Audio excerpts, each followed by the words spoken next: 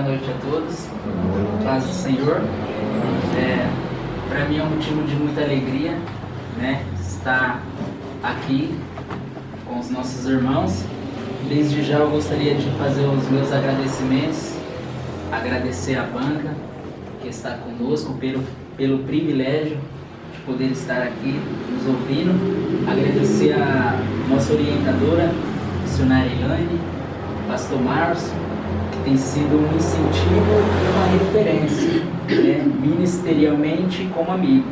Ao meu professor Adjaelso, que tem ali nos ensinado o caminho em que devemos seguir, teologicamente, espiritualmente e entre outros. E aos nossos convidados, que Deus abençoe a todos vocês. Bom, eu gostaria de falar no meu TCC a respeito, o tema que eu escolhi foi o tema sobre a reforma religiosa, a reforma ou a reforma protestante. Eu escolhi esse tema porque é um tema que eu me identifico muito, né? É um tema que eu me identifico muito e que eu aprendi a amar. Eu antigamente pensava que era convertido ao Evangelho. Eu achava que era convertido ao Evangelho. Mas estudando livros e lendo a Bíblia com mais atenção, eu descobri que realmente eu era convertido ao Evangelho, mas não ao Evangelho bíblico, não ao Evangelho escriturístico, o Evangelho que Jesus passou, que Paulo e os demais apóstolos pregaram. Então eu gostaria de iniciar aqui com a primeira parte, né, sobre a Reforma Protestante. O que foi a Reforma Protestante? A Reforma foi um dos mais importantes movimentos históricos já ocorridos. Suas causas e seus efeitos ultrapassam as motivações meramente religiosas, abrangendo também os campos político, econômico, cultural e social. Portanto, muitos são os fatores a serem considerados numa explicação satisfatória do movimento reformista. Aqui eu gostaria de colocar aqui o tópico 1, que seria o contexto da reforma religiosa. Como sabemos, o fim da Idade Média foi um período de severa crise na Europa Ocidental, assolados pela guerra, pela peste e pela fome. Os europeus acreditavam que o fim dos tempos estavam próximos. Imaginavam-se que Deus finalmente deixaria cair a sua espada sobre aquele mundo pecaminoso e decadente. Por toda parte procuravam-se culpados para as desgraças do mundo. Os bodes expiatórios preferidos foram os hereges, os judeus e as mulheres feiticeiras. Ao desespero geral se conjugava o enfraquecimento da igreja, com um grande cisma do Ocidente. Um clima de corrupção tomou conta do clero, que se aproveita da fraqueza espiritual para vender indulgências. Como reflexo disso, uma forte mentalidade religiosa reformista forjou-se entre um número crescente de pessoas que passaram a buscar soluções para a crise generalizada que se abatia sobre a sociedade. Aqui eu gostaria de ir para o tópico 2 da primeira parte, que é causas gerais da reforma. Primeiro, interesses nas terras da igreja. Na Idade Média, a igreja tornou-se maior proprietária de terras da Europa, de modo que, nessa época, cerca de muitas terras lhe pertenciam. A nobreza de terras de regiões como a Alemanha e Inglaterra desejavam apropriar-se desses bens. Aqui o tópico 2 aqui desta parte, interesses na burguesia. A igreja proibia a usura e emperrava o desenvolvimento do capitalismo. Além disso, cobrava dízimos que eram verdadeiras evasões de divisas para os burgueses alemãos. Tópico 3. Corrupção do clero. Papas, bispos, padres e monges que levavam uma vida mundana e dissoluta, eram maus exemplos para a comunidade cristã. Os fiéis perdiam a confiança na igreja e procuravam novos caminhos para o exercício de sua fé. Difusão do humanismo.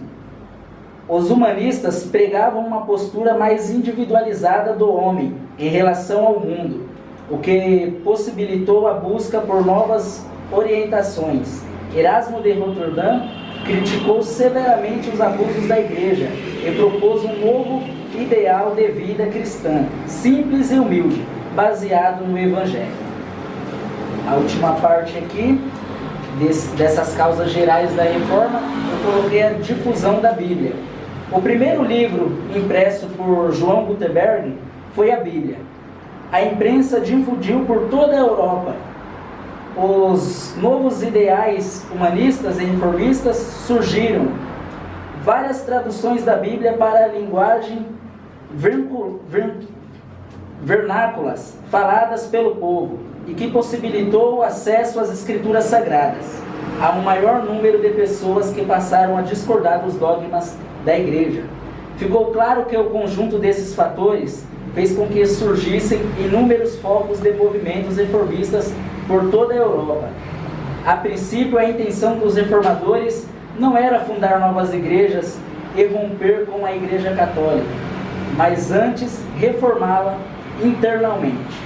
Isso se revelou impossível na medida em que interesses estranhos à religião fizeram presentes, assim como a própria Igreja Católica revelou-se refratária a uma auto-reforma.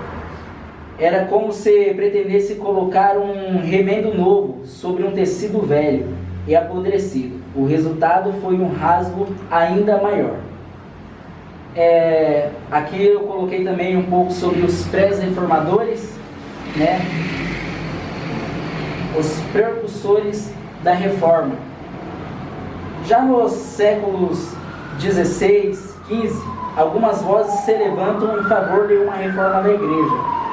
John Wycliffe, esse professor da teologia inglês, compunhava uma igreja pobre e sem propriedades na Inglaterra. Era contra a cobrança de tributos eclesiásticos e traduziu a Bíblia para a linguagem inglesa. John Hus era professor da Universidade de Praga e traduziu a Bíblia para a língua tcheca. Foi um dos incansáveis combatentes contra a venda de indulgências e contra a riqueza da igreja. Desejava que as terras da igreja fossem confiscadas. Suas pregações foram acolhidas pelos tchecos da Boêmia, pois estes eram oprimidos pelos alemães do Sacro Império Germânico, que eram aliados da Igreja Católica e queriam vê-lo morto. Foi convocado a explicar-se pelo Concílio de Constança, onde foi preso e condenado por heresia. Acabou abandonado por seu protetor e imperador, Sigismundo, que queimou vivo em 1415. Sua execução provocou o fortalecimento do movimento nacionalista tcheco, que passou a autodenominar os unitas. Os unitas passaram a resistir contra a dominação alemã sobre o território tcheco. Essas pesquisas, do meu trabalho de TCC, uma boa parte dela está baseada no livro A História da Igreja, editado por Everett Ferguson, Os Heróis da Fé, editado por John Bunyan, e A Teologia da Reforma, editada por Matthew Berret. E agora aqui eu gostaria de ir para a segunda parte e gostaria de falar sobre a Reforma Luterana. No século XVI, a centralização política e o desenvolvimento do mercantilismo já iam longe na Espanha, Portugal, França e Inglaterra. Porém, a Alemanha era uma concha de retalhos, de pequenos principados independentes, que se aglutinavam precariamente em torno de autoridades do Sacro Império Romano Germânico. Nessa época, o imperador era Habsburgo, Carlos IV. O atraso social, político e econômico fez da Alemanha um foco privilegiado para a constentação do poderio da Igreja Católica. E Martinho Lutero foi quem sintetizou as aspirações da burguesia e da nobreza insatisfeitas. Agora aqui eu gostaria de partir para o tópico 1 dessa parte 2, que é o início da reforma de Lutero. Em 1517, esteve em Wittenberg um dominicano, vendedor de indulgências, chamado João Tese. As indulgências eram documentos da igreja que perdoavam os que a comprassem de alguns pecados. Era o comércio das coisas sagradas. Revoltado contra essa situação, Lutero pregou na porta da Catedral de Wittenberg suas 95 teses contra a venda de indulgência. Esse fato marca o início da Reforma Protestante. Então, aqui é interessante porque para muitos que já ouviram falar das 95 teses de Lutero, ou que até mesmo mencionam, pregam, ensinam, ela tem um significado importante, mas não era algo novo que Lutero estava fazendo ali. Não era algo novo. Quando qualquer monge, qualquer estudioso colocava as suas teses sobre a porta de uma catedral, ele estava chamando aquelas pessoas para um debate, para discutir sobre tais temas e tais assuntos. E as teses de Lutero, de acordo com as indulgências, elas baseavam no seguinte: se o Papa pode livrar a alma de vocês do purgatório, por que ele não faz por amor, ao invés de fazer por vendas de indulgências? Então ele baseava suas teses nesse sentido. Finalmente, alguém teve a insubordinação de falar contra a poderosa igreja. Lutero teve a simpatia da burguesia que visava estancar a evasão de recursos para Roma e de vários príncipes alemães interessados nas terras da igreja. Mesmo os camponeses acreditavam que qualquer mudança seria para melhor. A reação de Roma não tardou muito. Em 1520, Lutero foi excomungado pela bula Exsurge Domini do Papa Leão X. O excomungado queimou em praça pública aquele documento papal. Em 1521, Lutero foi julgado pela Dieta de Horst, onde se recusou a renegar as suas teses e foi considerado culpado de heresia. Sua vida estava em perigo, mas obteve a proteção do príncipe Frederico de Saxônia durante o ano seguinte. Lutero ficou escondido no castelo de Wittenberg, onde iniciou a tradução das escrituras para o alemão.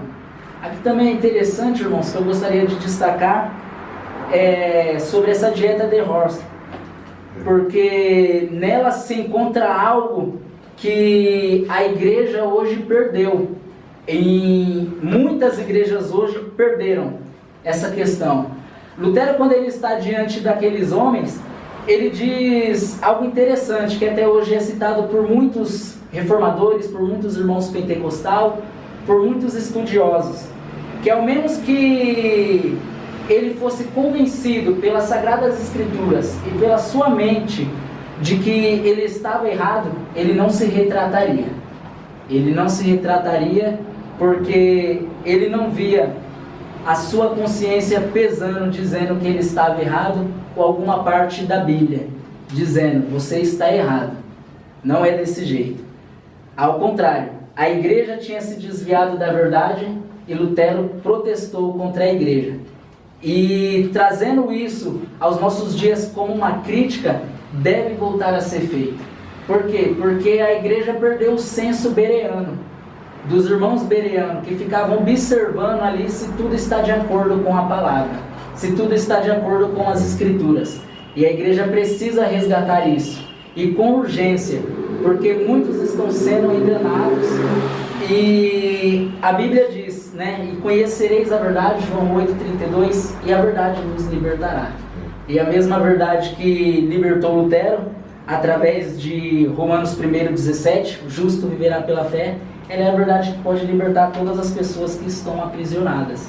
Então isso é essencial. Aqui eu gostaria de destacar também, nessa reforma luterana, o primeiro tópico, que foi o início da reforma de Lutero. O segundo seria a reforma radicalizada, que diz: o movimento luterano teve consequências que Lutero não previra, nem desejara. Abriu caminho para rebeliões políticas.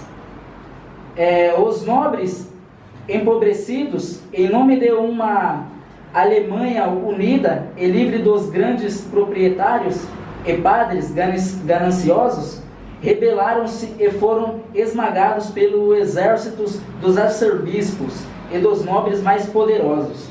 Em 1524, eclodiu um movimento de origem camponesa liderado por Thomas Munsey. Os revoltosos se autodesignavam anabatistas. Reivindicavam a instalação imediata do reino de Deus na terra, com o confim da propriedade privada. Lutero chamou de rodas ladras e assassinas e incitou os príncipes alemães unidos na Liga Sáubia ao esmagar os anabatistas. Como saldo, houve o massacre de 100 mil camponeses e a execução de seu líder. Esse fato marca o triunfo de uma facção reformista moderada na Alemanha. Na Dieta de Spira, em 1529, o imperador Carlos IV procurou reconciliar-se com os príncipes católicos e luteranos do Sacro Império Romano Germânico.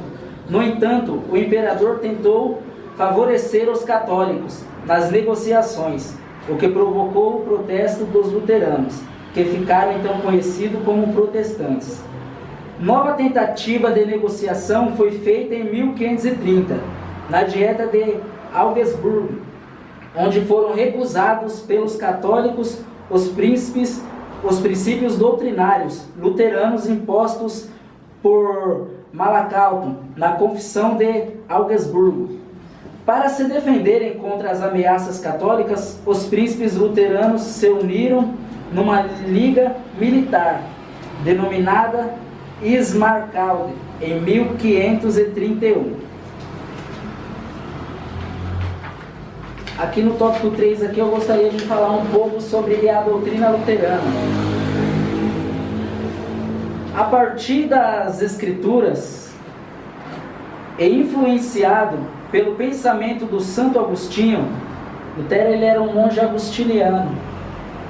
Lutero concluiu que o homem é de natureza pecaminosa e intrínseca. Portanto, Deus escolhe alguns para a eternidade e os predestina com a graça.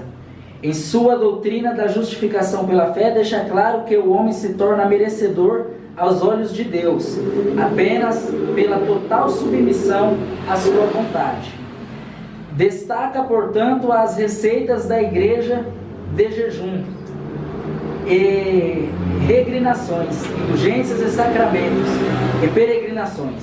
Lutero provocou dar embasamento para a nova igreja, que nascia na Alemanha. No culto religioso, o latim foi substituído pelo alemão. Aboliu-se a hierarquia da igreja e rejeitou toda a tradição da igreja, bulas e concílios, etc. Estabeleceu que a única fonte de fé seria a Bíblia. As Escrituras poderiam ser lidas e interpretadas livremente pelos fiéis. Aboliu os sacramentos, exceto o batismo, e a comunhão e o casamento. Negou a transubstanciação do corpo de Cristo na comunhão e afirmou a consubstanciação. Os sacerdotes ficaram livres para se casar. O próprio Lutero se casou com uma freira em 1525. Aqui também é algo interessante porque nessa questão da doutrina luterana nós vemos aqui algo que as pessoas agora tinham acesso às Escrituras. As pessoas antigamente elas não sabiam o que estava sendo dito propriamente, porque as missas eram realizadas em latim. Então elas não tinham o total acesso. E agora elas tinham porque estava na linguagem dela. Mas uma crítica aos dias de hoje, para muitos que pensam, como as pessoas poderiam ser enganadas daquela forma, acreditar em indulgências, acreditar em relíquias sagradas. Eu digo que hoje muitos de nós estamos pior, porque hoje muitos são enganados e têm uma Bíblia em suas mãos. Então, a igreja hoje, muitos são enganados tendo isso nas mãos. Naquela época as pessoas eram enganadas não tendo acesso às Escrituras. Bom, mas para concluir aqui, tinha mais alguns tópicos, alguns assuntos, mas para concluir eu gostaria de concluir com algo que foi uma pesquisa minha, está no meu TCC, se é possível uma reforma hoje. E eu coloquei que não, para ser direto já, para correr, eu coloquei que não. Porque naquela época só uma igreja precisava ser reformada e voltar às Escrituras, que era a Igreja Católica, que tinha se desviado da verdade. Hoje temos milhares de igrejas, começamos por onde?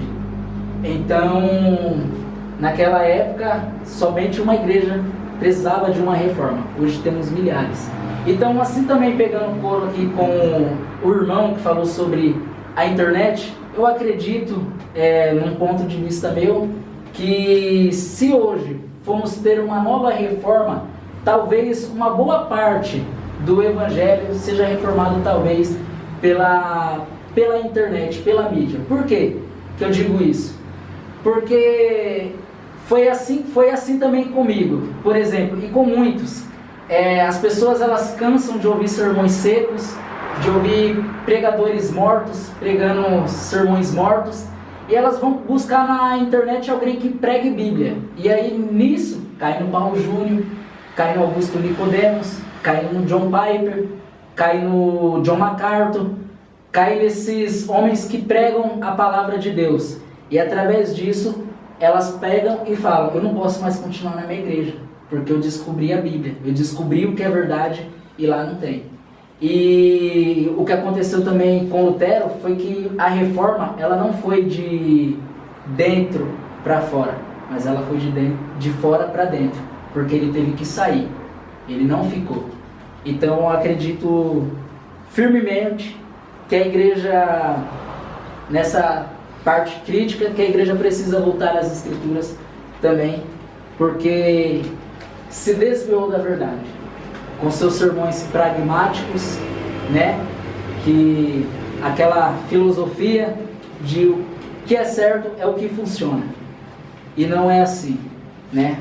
Somente para encerrar aqui, o John MacArthur ele diz algo interessante naquela passagem de 2 Timóteo, capítulo de número 4, quando ele diz para Timóteo, prega a palavra, insista, quer seja oportuno, quer não, porque virá um tempo em que não vão dar ouvido a essa doutrina, mas cercar-se-ão de mestres, segundo as suas cobiças, procurando aqueles que preguem o que eles querem ouvir. E ele diz, traduzindo, que Paulo estava dizendo para Timóteo, pregue a palavra, mesmo quando essa estiver fora de moda. Então, ainda que a palavra hoje, para muitos, esteja fora de moda, o nosso dever, se queremos buscar uma nova reforma, é pregar ela da mesma forma. Amém.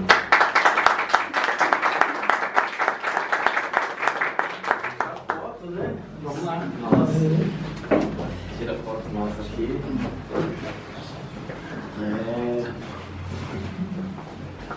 Esse menino aí é formado. É formado? O menino ouro. Juro.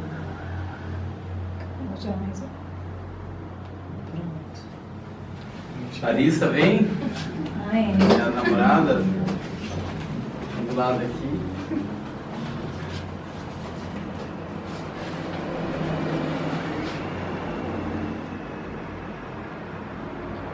aproveitando que todos já estão aí, quem apresentou hoje, a gente toma Já tirou da tirou? Já. Agora todos Aí os só, alunos. isso, só os alunos que apresentou. Os professores também? Isso. Não, isso.